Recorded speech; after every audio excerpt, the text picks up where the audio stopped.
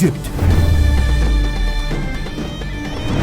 دنیا کی پہلی بڑی سپر پاور فرعون کی سٹی. اسی ایجپٹ کے بارے میں آپ صلی اللہ علیہ وسلم نے اپنی وفات سے پہلے ہی کلیئرلی بتا دیا تھا کہ تم مسلمان ضرور ایک دن ایجپٹ کو فتح کرو گے، لیکن یاد رکھنا جب تم ایجپٹ کو فتح کرو تو وہاں کے عام لوگوں کے ساتھ نیکی سے پیش آنا، کیونکہ وہ تمہارے رشتہ دار ہیں. ناؤ آپ صلی اللہ علیہ وسلم کی وفات کے کچھ ہی عرصے بعد مسلمانوں نے عمر بن خطاب کی لیڈرشپ میں رومن اور پرشین امپائر کو ہرا کر ان سے یہ سارے علاقے فتح کر لیے. لیکن جیسے ہی مسلمانوں نے یہ سارے علاقے فتح کیے، اچانک یہاں پر ایک بہت بڑا مسئلہ ہوا. ان نئے علاقوں میں ایک بہت ہی خطرناک بیماری طاعون ہر طرف پھیل گئی، جس سے مسلمانوں کی سپیڈ تو ختم ہو ہی گئی، لیکن اس بیماری سے مسلمانوں کے سارے بڑے جنرلز شہید ہو گئے اور نئے جنرلز کو چانس ملا کہ وہ آگے آ کر مسلمانوں کو لیڈ کر سکے. تو اب ان بڑے جنرلز کے شہید ہونے کی وجہ سے حضرت عمر نے ان علاقوں میں نئے جنرلز لگائے اور یہاں پر مسلمانوں کا آرمی چیف عمر بن عاص رضی اللہ تعالیٰ عنہ کو بنایا. عمر بن عاص کے آرمی چیف بننے کے بعد آہستہ آہستہ یہ بیماری ختم ہو گئی، اور جب حضرت عمر کو مدینہ میں اس کا پتہ چلا تو وہ خود حالات کو کنٹرول کرنے کے لیے مدینہ سے مسلمانوں کی فوج کی طرف گئے. لیکن آف کورس جانے سے پہلے انہوں نے مدینہ اور پورے عرب کا کنٹرول حضرت علی رضی اللہ تعالیٰ عنہ کے حوالے کیا. مطلب آف کورس اگر حضرت عمر کو اس سفر میں کچھ ہو جاتا تو آٹومیٹکلی حضرت علی رضی اللہ تعالیٰ عنہ اس پوری امپائر کے نئے خلیفہ بن جاتے. جیسے ہی حضرت عمر سیریا پہنچے، وہاں ان کی ملاقات نئے آرمی چیف عمر بن عاص سے ہوئی اور انہوں نے خلیفہ عمر کے سامنے ایک نیا زبردست پلان رکھا کہ اب ہمیں رکنے کے بجائے ایک نئی دنیا کی طرف جانا چاہیے، ایجپٹ. اور وہ ایجپٹ ہی کیوں؟ مسلمان تو رومن امپائر کے کیپٹل کی طرف بھی جا سکتے تھے، کیونکہ ایجپٹ کوئی عام علاقہ نہیں تھا اور پچھلے ہزاروں سال سے ایجپٹ دنیا کے سب سے رچ علاقوں میں سے ایک تھا، جس کی طاقت کو قرآن میں بھی بار بار ایکسپلین کیا گیا ہے. لیکن آخر ایجپٹ اتنا پاورفل بنا کیسے؟ آج سے 5000 سال پہلے دنیا کے حالات کچھ ایسے تھے کہ دنیا کی سب سے امپورٹنٹ چیز صرف ایک ہی تھی، پانی. اور جس کے پاس دنیا میں سب سے زیادہ پانی ہوتا تھا وہی پوری دنیا پر راج کرتا تھا. اینڈ آف کورس اس زمانے سے لے کر آج تک دنیا کی سب سے بڑی ریور ایجپٹ میں ہی تھی، نائل ریور. اور آہستہ آہستہ اسی دریا کے پانی کی طاقت کی وجہ سے پوری دنیا سے لوگ ایجپٹ میں آ کر آباد ہونے لگے، جس کی وجہ سے ایجپٹ دنیا کا سب سے طاقتور علاقہ بنا اور یہاں کے لوگ دنیا کے سب سے رچ لوگ بنے. جس کے بعد انہی لوگوں میں سے ایک آدمی کھڑا ہوا، کنگ نارمر، جس نے پورے ایجپٹ کو یونائٹ کر کے یہاں پر دنیا کی سب سے پہلی بادشاہت بنائی. بٹ ویٹ، یہ تو 5000 سال پرانی کہانیاں ہے، تو آج ہمیں اس سب کا کیسے پتہ ہے؟ ان 2 ٹیبلٹس کو غور سے دیکھیں. آج تک آپ نے زندگی میں جتنی بھی ایجپشن رائٹنگز دیکھی ہیں، ان سب میں دنیا کی سب سے پرانی ایجپشن رائٹنگز یہی 2 ٹیبلٹس ہیں، جس میں کنگ نارمر کو کلیئرلی دیکھا جا سکتا ہے. آہستہ آہستہ یہی ایجپشن امپائر طاقتور ہوتی گئی اور اگلے 1000 سال تک ایجپٹ ہی پوری دنیا پر راج کرتا رہا. 1000 سال تک دنیا کی سپر پاور رہنے کے بعد اب ایجپشن فرعونوں کو یہ بات کنفرم ہو چکی تھی کہ ان سے بڑا اس پورے یونیورس میں کوئی بھی نہیں ہے. جس کے بعد پہلی بار انہوں نے ایک ایسا دعویٰ کیا جو ان سے پہلے کسی نے نہیں کیا تھا.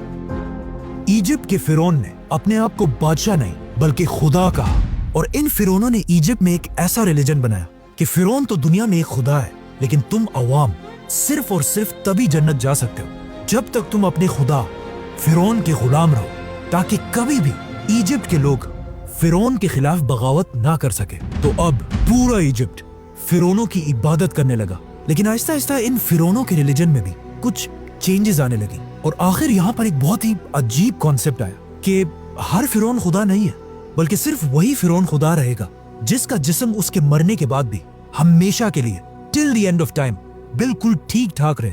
تو اب ان فرعونوں کی آپس میں ایک ریس سٹارٹ ہوئی کہ کون اپنے جسم کو ہمیشہ کے لیے سیف رکھ سکتا ہے. تو اب فرعون اپنے جسموں کے ساتھ ایکسپیریمنٹس کرنے لگے، جس سے دنیا میں پہلی بار ممیز کا کانسیپٹ آیا. تو اب جیسے ہی کوئی فرعون مرتا تھا تو اس زمانے کے سرجنز سب سے پہلے اس فرعون کے جسم سے سارا خون نکال لیتے تھے اور اس کے بعد उस फिरौन की नाक में एक कुंडा, एक हुक डालकर उसके दिमाग को उसके नाक से ही बाहर खींच लेते थे, जिसके बाद उसके जिस्म से सारे ऑर्गन्स, लंग्स, जिगर, गुर्दे सब निकाल लिए जाते थे, लेकिन सिर्फ दिल को बिल्कुल सेफ एक जार में रख दिया जाता था। जिसके बाद इस फिरौन के खाली जिस्म को बहुत ही केयरफुली अगले 40 दिन के लिए पानी में रख दिया जाता था, और इस पानी में एक स्पेशल नमक मिक्स किया जाता था।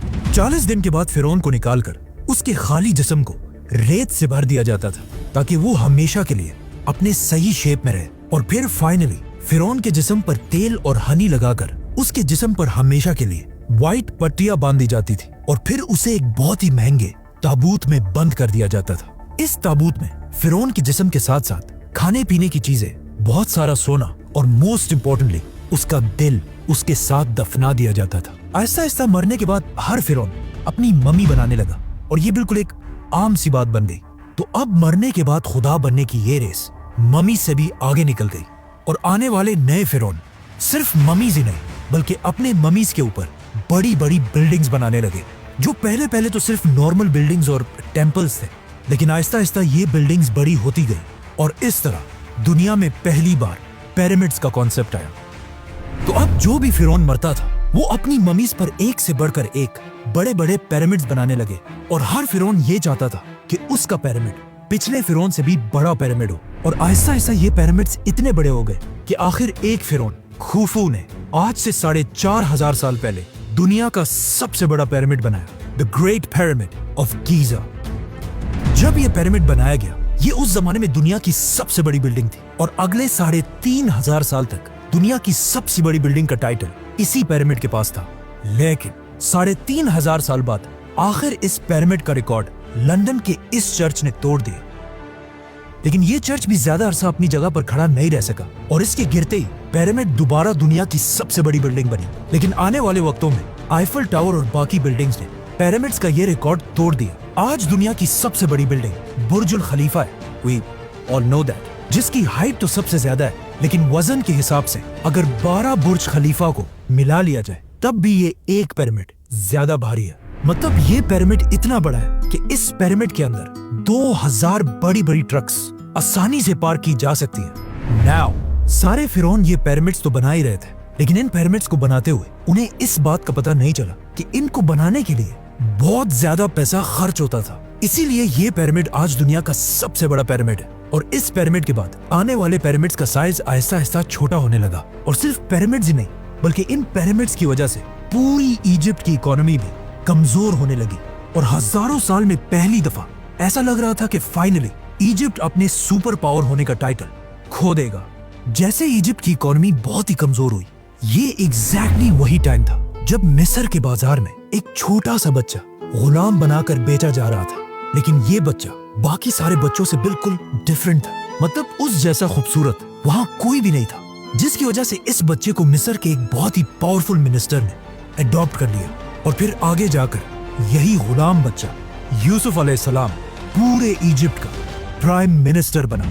यूसुफ अलैहिस्सलाम ने बादशाह के साथ मिलकर इजिप्ट की पूरी इकोनॉमी को कंट्रोल किया, और वो इजिप्ट जो इससे पहले बिल्कुल टूटने वाला था, दोबारा उसे एक सुपर पावर बनाया। लेकिन उनकी वफात के बाद यूसुफ अलैहिस्सलाम और उनके भाइयों की औलाद बनी इसराइल यहीं इजिप्ट में रहने लगे, और कुछ ही अरसे में इजिप्ट के सबसे पावरफुल लोग बन गए। लेकिन जैसे ही बनी इसराइल अपनी ताकत की पीक तक पहुंचे, अचानक इजिप्ट में दो बड़ी ताकतों के दरमियान एक बहुत बड़ी जंग शुरू हुई, जिसमें एक नए फिरौन ने आकर पुराने खानदान को खत्म कर दिया और इजिप्ट में एक नई बादशाहत बनाई। इस नए फिरौन ने इजिप्ट के पुराने सारे रूल्स को तोड़कर एक नया निजाम बनाया, जिसमें सबसे इम्पोर्टेंट रूल ये था कि आज के बाद बाहर से आए हुए लोगों को इजिप्ट में बिल्कुल भी बर्दाश्त नहीं किया जाएगा। जिसके बाद ऑफ कोर्स बनी इसराइल पर इजिप्ट में बहुत सख्त जुल्म किया जाने लगा, जिस तरह आज भी अमेरिका के नए सदर डोनाल्ड ट्रंप ने आते ही I will declare a national emergency at our southern border. बिल्कुल उसी तरह अमेरिका से इमिग्रेंट्स को निकालने का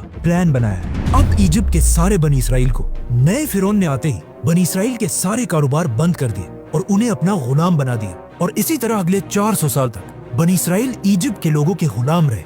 लेकिन इन 400 सालों में बनी इसराइल के दिलों में सिर्फ एक ही उम्मीद थी कि एक दिन जरूर उनका एक पैगंबर आएगा जो उन्हें इस सख्त गुलामी से निकालकर आजाद कर देगा।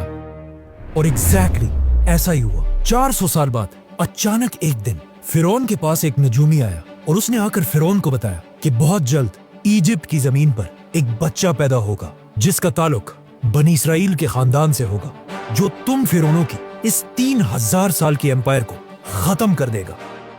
यह सुनकर फिरौन बिल्कुल हैरान रह गया और उसने फौरन हुक्म दिया कि बनी इसराइल में आज के बाद जो भी लड़का पैदा होगा उसको पैदा होते ही मार दिया जाए। जिसके बाद उसके सोल्जर्स हर घर में जाकर माओं से बच्चे छीन कर उनको मारने लगे। लेकिन जिस बच्चे को वो असल में ढूंढ रहे थे, मूसा अलैहिस्सलाम, वो उनके हाथ ना आ सका, उसे वो मार नहीं सके, बल्कि इस बच्चे को फिरौन अपने ही घर में पालने लगा। यहाँ से आगे जो हुआ वो हम सबको बताए। मतलब मूसा अलैहिस्सलाम ने पैगंबर बनने के बाद फिरौन के सामने आकर एक ही डिमांड रखी कि मेरे खानदान बनी इसराइल को गुलामी से आजाद कर दिया जाए। और बहुत सारे मिरेकल्स के बाद आखिर फिरौन ने उनकी बात मान ली और बनी इसराइल को आजाद करके इजिप्ट से निकलने की इजाजत दे दी। जिसके बाद बनी इसराइल के 6 लाख लोग एक ही रात में 400 साल के बाद इजिप्ट को छोड़कर फलस्तीन की तरफ रवाना हुए। लेकिन अचानक पता नहीं ऐसा क्या हुआ कि उस वक्त के फिरौन रैमसेस ने बनी इसराइल को इजाजत देने के बाद भी अपना किया हुआ वादा तोड़ दिया और अपनी पूरी फौज को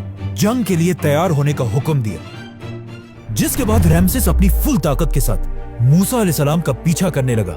लेकिन जैसे ही वो बनी इसराइल को खत्म करने के लिए उनके बिल्कुल करीब पहुंचा, एग्जैक्ट उसी वक्त अल्लाह ने मूसा अलैहिस्सलाम और बनी इसराइल को बचा लिया और रैमसेस, फिरौन और उसकी पूरी फौज को इस पानी में गर्क कर दिया।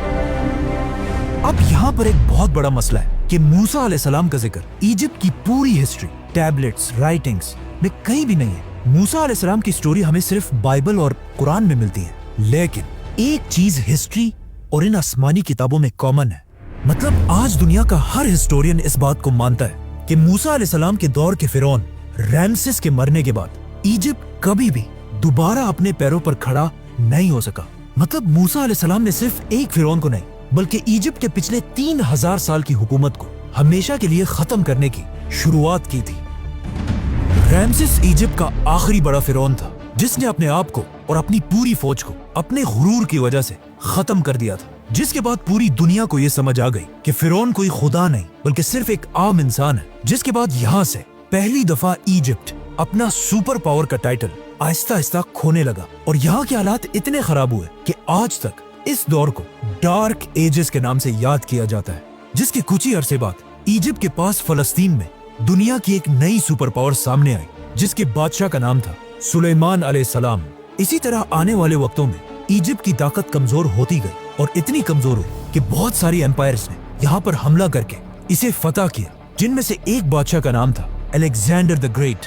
लेकिन अलेक्जेंडर द ग्रेट की एम्पायर के बाद फाइनली एक नई super power the great Roman empire ने आखिर इजिप्ट को फुल ताकत के साथ फतह किया और अगले 600 साल तक रोमन एम्पायर ही इजिप्ट पर राज करती रही और कोई भी उनसे इजिप्ट छीन नहीं सका। लेकिन अब फाइनली 600 साल के बाद रसूलुल्लाह सल्लल्लाहु अलैहि वसल्लम की हदीस के पूरे होने का टाइम आ चुका था और मुसलमान उमर बिन खत्ताब की खिलाफत में रोमन एम्पायर से इजिप्ट छीनने के लिए उसके दरवाजे पर खड़े थे। सब्सक्राइब।